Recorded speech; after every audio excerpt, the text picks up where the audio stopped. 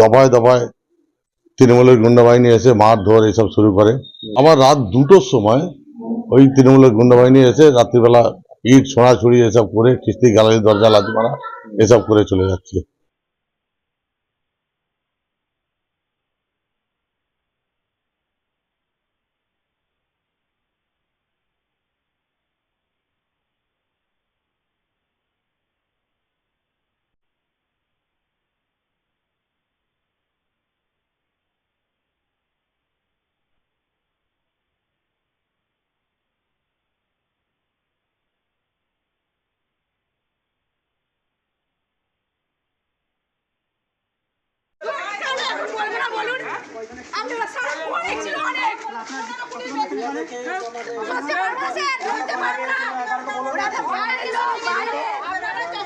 আমি জানি আমার ঝামেলা করলে চলবে না, এরকম ভাবে করলে হবে না, এরকম ভাবে ক্ষতি করলে হবে।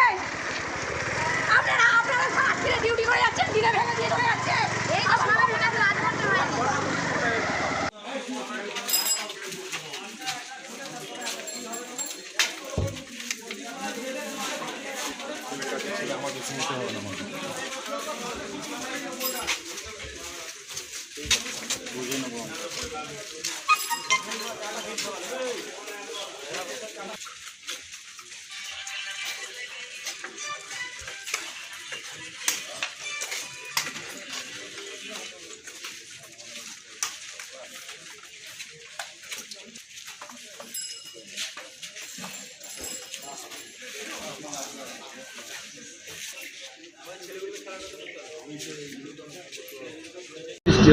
এটা ওদের গোষ্ঠী আদি বিজেপি। এর আগে ওদের সঙ্গে বিক্ষোভ দেখিয়েছিল, কারণ যখন ও আমাদের দলে ছিল ওর অত্যাচার সারা জগদীশপুরের মানুষ দেখেছে। সেই আদি বিজেপিরাই এ কাজ করতে পারে, আমাদের তৃণমূলের সঙ্গে এর কোনো সম্পর্ক নেই। তৃণমূলে কোনো ছেলে নেই, তৃণমূল এসব কাজ করে না, তারপরে কালকে ভোটই করতে পারতো না।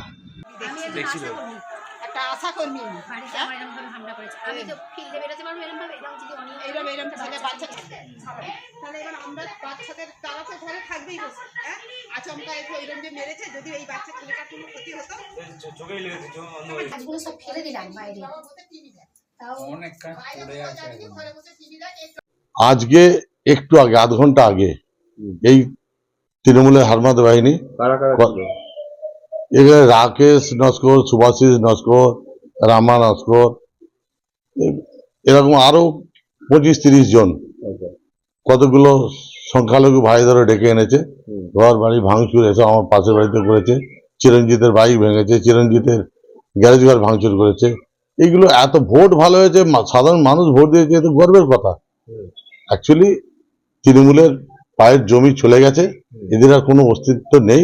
এরা জানছে যে আমাদের শেষ, এই জন্য এরা তাণ্ডব লীলা চালাচ্ছে। নেতৃত্বকে জানিয়েছি, আমাদের প্রার্থী কবির শঙ্কর বোস উনি খবর নিয়েছেন, উনি কমিশনার সাহেবকে বলেছেন, আইসিকে বলেছেন, দেখি কি পদক্ষেপ নেয়। যদি না পদক্ষেপ নেয় তাহলে আমরা আসামিদের যতক্ষণ না অ্যারেস্ট করছি, আমার বাড়ির সিসিটিভি ফুটেজ আছে, আমি ফুটেজ দিয়ে দিচ্ছি, বা ওনারা এসে ফুটেজ দেখেনি কোন কোন আসামি ছিল, কেন তাদের অ্যারেস্ট করা যাচ্ছে না। উল্টে আমাদের দুটো কার্যকর্তাকে অ্যারেস্ট করে নিয়েছে, তাদের এখনো পর্যন্ত ছাড়া হলো না।